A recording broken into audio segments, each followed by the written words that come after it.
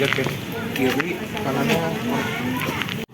Assalamualaikum warahmatullahi wabarakatuh. Kita dari SMA N12 Kota Tangerang Selatan ingin mewawancarai dengan Pak Ade tentang peternakan burung puyuh. Oke, langsung ya. Awal mula Bapak menjadi wirausaha budidaya unggas petelur burung puyuh kapan tuh? Jadi di tahun 2020 itu awal kita mulai berternak dan budidaya. Mengapa Bapak memilih burung puyuh untuk diternak?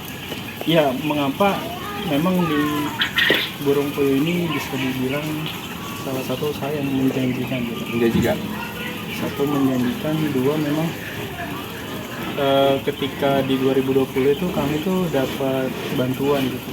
Memang bantuan itu berupa puyuh. Nah, jadi ya memang sifatnya bantuan, otomatis kan kita nggak mengeluarkan modal, jadi kita mengeluarkan tenaga aja gitu. Jadi udah gitu puyuh ini masa produksinya cepat gitu. Jadi itu bisa kenapa memilih berternak puyuh. Ciri-ciri burung puyuh yang sehat tuh gimana Pak? Ciri-cirinya ya mungkin nanti bisa ngecek ke dalam, tapi nggak bisa ramean gitu. Ayo. Burung sehat itu bisa dilihat dari sikap atau perilakunya gitulah, gerak-geriknya. Jadi kalau dia sehat, aktif, dia gerak-gerik, makan, minum gitu, aktivitas dia lah gitu. Tapi kalau yang sakit tapi sebaliknya gitu, dia diam, merengket, kalau kita bilang tuh lemas gitu lah, kayak sama kayak manusia juga gitu. Kurang lebih sih kayak gitu kalau kita secara eksternal, kalau kita lihat dari luar gitu. Mungkin gitu. Gimana sih cara perawatan burung puyuh di sini? Oh, kalau di sini perawatannya itu ya gampang susah ya, karena kalau kita bicara pengalaman pasti menemukan lah di mana-mana problem gitu. Kalau di sini sih kita perawatannya biasa layaknya unggas gitu. Mulai dari pemberian pakan, kemudian minum dan pembersihan. Walaupun nanti di timbul masalah-masalah kayak ada penyakit atau cuaca yang berubah gitu-gitu, ya itu nanti ada solusinya sendiri. Ya paling perawatannya gitu, memberi makan, pembersihan setiap hari, sama kontrol terus puyuhnya, mengecek kondisi kesehatan. Bagaimana penanganan jika ada unggas yang sakit?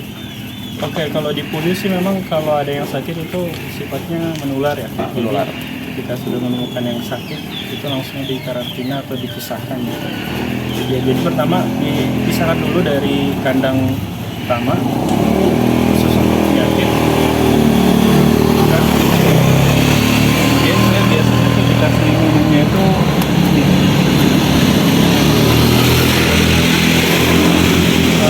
saya biasa menggunakan ini Obatnya ya? Iya, tetram. Jadi saya menggunakan ini di saat dia kurang sehat, dicampur dengan minumnya, dan itu setiap hari sampai dia sembuh lagi. Apa saja makanan atau pakan yang diberikan pada burung puyuh? Kalau saya dari awal ternak sih, pakan itu murni dalam arti pakan pabrik. Jadi memang kita beli dari toko yang mana pakan itu memang udah diracik dari pabrikan. Jadi ya makanan khusus untuk burung puyuh. Namanya SP22. Kapan burung puyuh siap bertelur? Oke. Dia dalam mesin penetasan itu dalam masa menetasnya itu selama 17 hari. Di dalam mesin penetas, kemudian setelah dari 0 hari sampai 35 hari itu dia udah mulai produksi. Atau bisa dibilang puyuh siap telur itu umur dari 31 sampai 35 hari. Berapa jumlah telur burung puyuh yang dihasilkan dalam sekali produksi? Iya, dalam per hari memang satu burung yang itu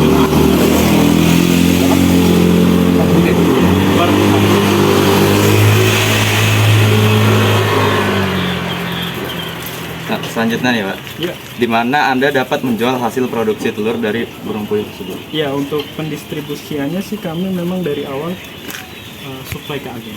Oh, udah ada agen gitu ya? Sudah ada agen. Ya memang ada 1-2 langsung ke sini kayak semacam tukang bubur atau tukang papeda, dia biasa langsung beli gitu, langsung ke kita. Tapi memang biasanya kita jadi supplier agen-agen di pinggir jalan atau di pasar gitu. Berapa jumlah keuntungan bersih dan kotoran? Kalau bisa. Ya mungkin teman-teman bisa ngitung sendiri. Dengan populasi 1000 itu bisa menghasilkan hasil panen perharinya 10-11 kilo. Dengan harga kisaran 1 kilonya ini untuk harga agen tuh di angka 35 ribuan. Jadi kalau misalnya panen 10, karena panen itu naik turun ya, relatif, jadi tergantung kondisi puyuh itu. Kalau lagi bagus, nah, kalau cuaca kayak gini, karena dia kan ngaruh, puyuh itu bisa dibilang sangat sensitif gitu untuk cuaca, suhu, atau misalnya ada anak baru atau orang baru masuk kandang, itu juga bisa sensitif, itu bisa naik turun. Jadi itu 10 kilo gitu. Jadi dalam 1 kilo itu di harga 35, jadi dalam sehari 350 ribu. Kemudian dikali 30 hari. Nah itu bisa dihitung. Kemudian itu tadi apa namanya? Keuntungan bersih ya? Keuntungan bersih ya. Nah, kalau kotornya itu tinggal dikaliin aja dari sini. Dan kalau bersih itu dikelompokkan. Sama bisa satu karung 2 hari. Jadi satu karung itu harganya di harga 12.500. Jadi kan 30 bagi 2 tuh dapat 15 hari. Jadi kita dalam 30 hari bisa 30 karung. Nah itu tinggal dikali aja. 412.500 dikali 15, kemudian dikurangi lagi sama hasil panen. Nah, itu teman-teman bisa hitung sendiri. Yang terakhir ya Pak, kesan dan pesan selama menjadi wirausaha unggas burung puyuh ini. Ya, kesan baiknya ya, saya masih muda ya, maksudnya umur saya masih 22 tahun, saya lulus di 2019, kemudian saya kuliah di Universitas Muhammadiyah Jakarta. Yang walaupun sampai saat ini saya belum lulus, di periode pertama kuliah memang saya nggak ngapain, kemudian di 2020 saya mulai bergerak ya. Jadi kesannya itu ya, saya mahasiswa juga, kemudian aktif juga di organisasi, kemudian punya bisnis juga, ya itu mungkin jadi apa ya, pencapaian lah, sebuah pencapaian dimana emang agak sulit juga buat menjalankannya, ada yang dikorbankan lah, mungkin sulit. Tapi baiknya mungkin ya bisa membantu dari ekonomi untuk kuliah atau untuk jajan pribadi gitu kan. Dengan istilah lain sudah ada income atau pemasukan lah untuk sendiri. Kalau untuk pesannya mungkin teman-teman baru kelas 12 ya? Iya. Ya nanti mau kuliah atau enggak mungkin itu terserah teman-teman ya, intinya tentukan gitu nanti mau ngapain gitu, jadi apa gitu kan. Kalau memang karena saya fokusnya di bidang peternakan, ya tentu kan mau ternak apa gitu. Dalam beternak itu kan kita tidak boleh setengah-setengah, dalam artian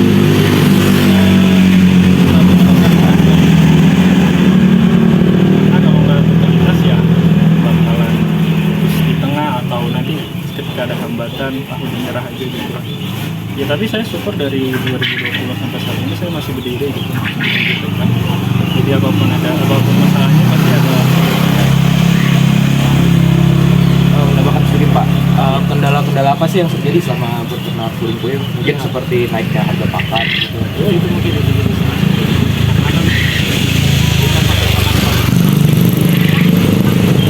dari regulasinya kan kita nggak bisa dong, maksudnya mau apa namanya naikin harga atau gimana, karena itu kan dari pihak produksi gitu.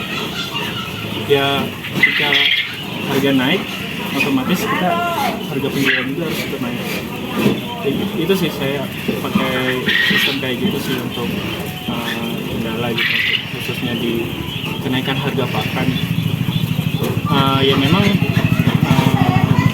saing kita tuh dari Jawa, telur puyuh yang dari Jawa terus dikirim ke sini itu bisa telur, khususnya telur lokal ini apa namanya, jatuh harganya gitu. Karena kan kalau di Jawa itu pakannya itu masih murah ya, Murah ya. masih murah. Memang kalau kita bicara kualitas ya masih bagusan kualitas puyuh lokal, karena kan masih fresh lah, beda sama telur yang di Jawa. Makan waktu untuk pengiriman di sini atau di sana ditimbun dulu gitu, dikumpulin, udah ada 1 atau 2 ton baru dikirim ke sini. Mungkin seperti itu sih kendala untuk dipakai. Atau puyuh sakit di awal-awal kan bingung juga, karena kan kebetulan kami tuh di awal beternak kita dapat terus narasumber yang menjadi mentor kami, jadi bisa ada kendala-kendala apa kita bisa konsultasi gitu. Nah, sampai sejauh ini ya untuk problem ada ya alhamdulillah bisa ditangani dan bisa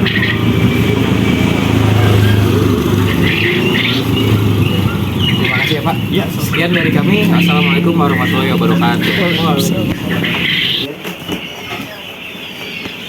Dia 17 hari yang kita Udah ada penghangatnya. iya, kalau nggak ada panas dia nggak bisa menetas. Jadi dia khusus di puyuh 38 derajat. Jadi sistemnya itu nanti kalau dia turun 1 derajat dia akan otomatis mati. Jadi nanti di saat 38 derajat dia mati. Sistemnya kayak gitu. Ini yang 200, ini kapasitas 500.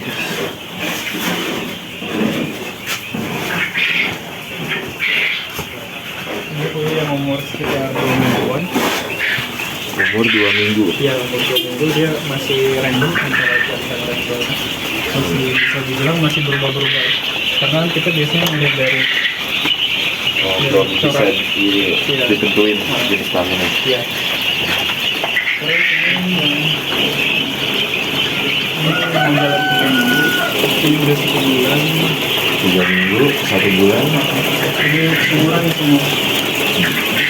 Ini dalam 1 minggu. Ini sesandang untuk pemeriksaan.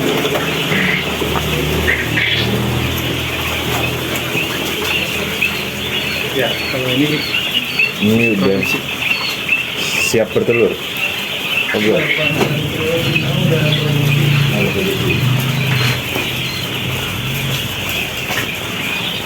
Ya, sistemnya kayak gini. Kita bilangnya sistem tandang baterai. Tingkat bertingkat.